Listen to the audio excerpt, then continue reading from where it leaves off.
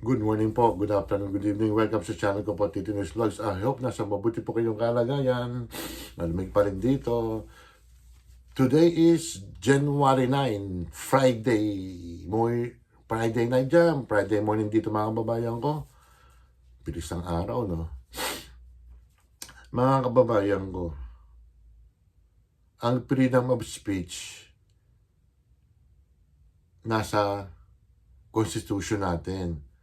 Although sinasabi nila na may limit or hindi absolute nga ang kung magsasalita ka, yung magpapahayag ka, free expression, free speech, syempre may kaakibat na ano yan, pag sumobra ka sa pagsalita mo, pwede kang kasuhan ng gobyerno, pwede kang kasuhan ng individual dyan na pribado na parang niyura ka mo, yun pwede, pero yung nagpapahayag ka lang naman na disappointment sa gobyerno, parang pakiramdam natin na niloko tayo mga babayan ko ng Pangulo natin.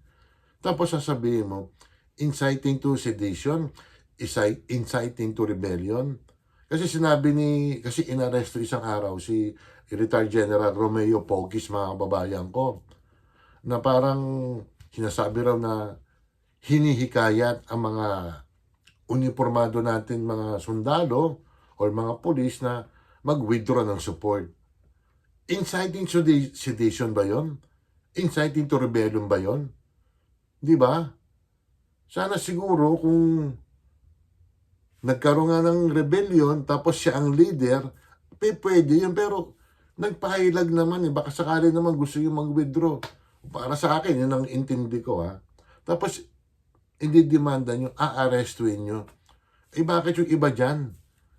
Yung mga magnanakaw mga nakakalaya pa rin. Wala akong pakialam kung senador yan o mga pambabatas, mga kababayan ko. Asa na yung gladiola dyan? Yun ang pinakamalaking kontrata sa mga flood control. Yun ay ayon kay Congressman De Viste, mga kababayan ko. Sandali lang. Ito po yung yung pahayag ni General Romeo Pogues after he post bail mga babayan ko. Ito General, ano lang kung inyong reaksyon ngayon na nakapag-bail na po kayo after the long day that you had? Okay naman dahil sumusunod naman tayo sa proseso at gusto nating harapin itong lahat ng mga charges na ito. So, okay tayo, release tayo, pero ganun po man, itong kasong ito na sinampas sa akin, inciting to sedition, ay malinaw na isang panggigipit at panakot. Hindi lang sa akin, pati yung mga ibang kababayan natin na nagpapahayag ng mga damdamin dito sa matinding korupsyon sa ating bayan.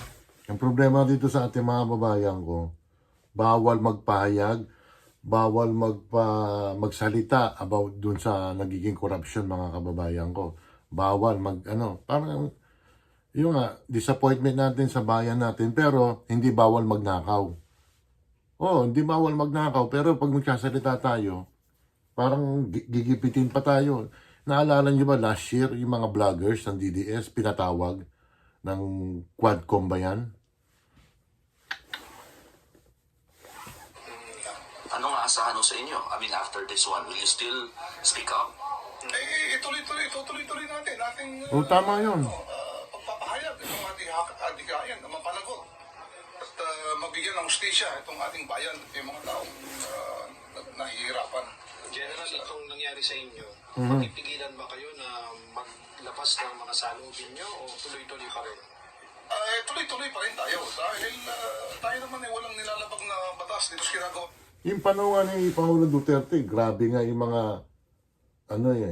yung mga pagbatikos kay Pangulong Duterte noon. Meron nga teacher na magbibigay daw siya ng 10 million para gurgurin lang ang Pangulong Duterte. Di ba? Nakulong ba yun? Nagkaroon ng proseso na demanda siya, pero not guilty kasi pre-expression niya yung mga babayan ko. Dito sa atin, ayan, pre-expression tapos kinasuhan din mga babayan ko. Natin tayo lamang ay nagpapahayag ng ating damdamin, yung pot at galit dito sa matinding korupsyon na ito na nangyari sa ating bayan. Pero sir, bakit tingin nyo magkakaroon ba ng patas na treatment sa inyo? I mean, you're talking against the government. Of course, alam naman natin na ito ay isang intimidasyon o pang-aaras o Panggigipit. pananakot lamang. So, andyan yung lahat ng, yung ahensya, andyan lahat ng mga powers ng government. Pero ako'y naniniwala na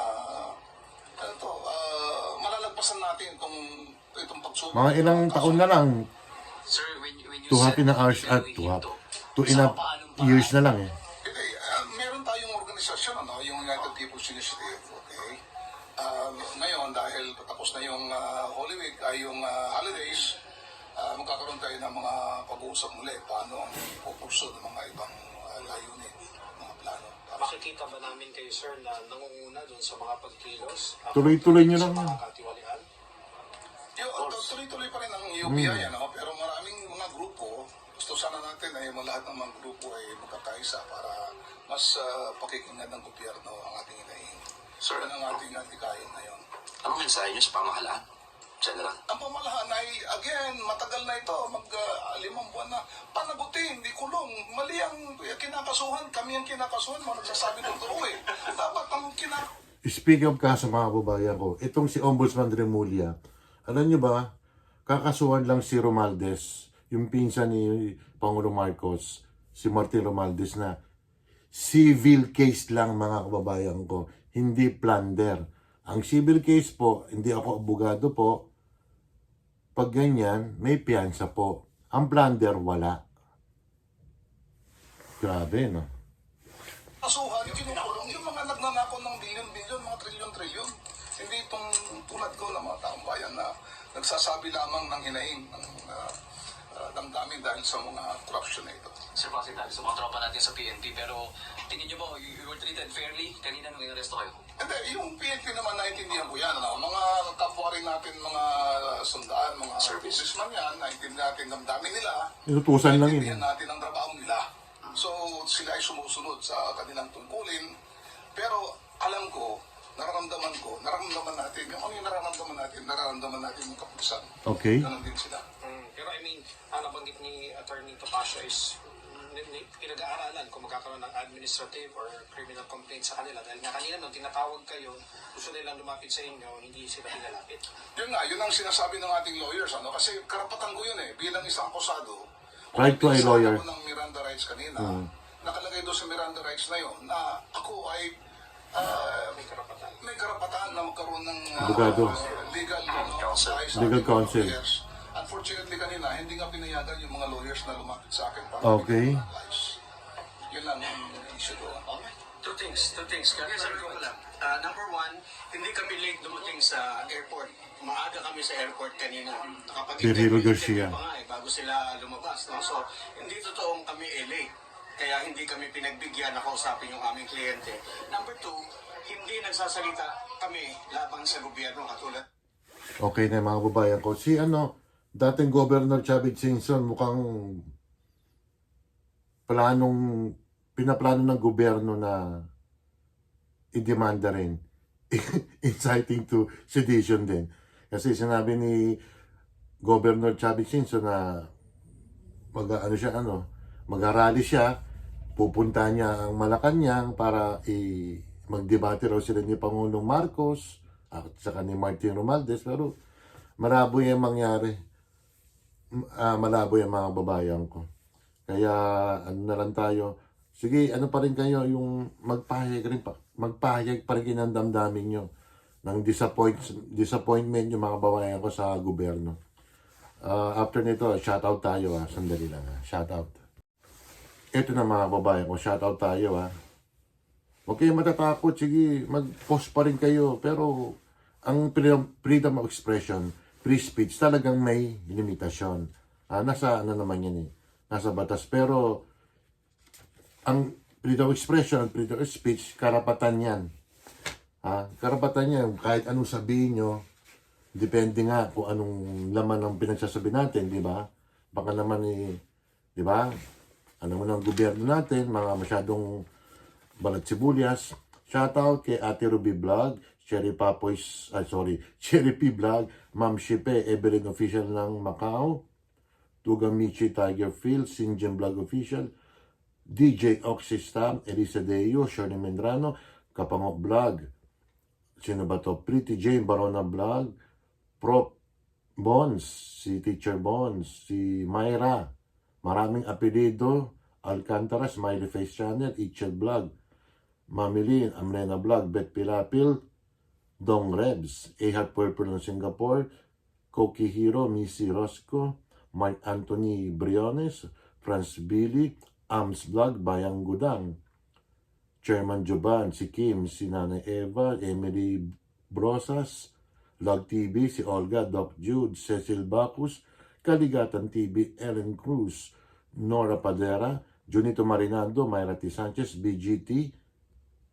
Emren Vlogs, Glenn D. Anuel, Marites Coho, Charles Lumawig, Mayang Vlogs, May Loves, Freya Official, Arian Music Lover, Clip Chill, DJ Air Max, si Luz, at saka si Jeannie Rao, mga kababayan ko. No, yan lang mga kababayan ko ha. Huwag kayong matatakot sa mga dyan sa gobyerno natin, yung mga pasweldo natin yan.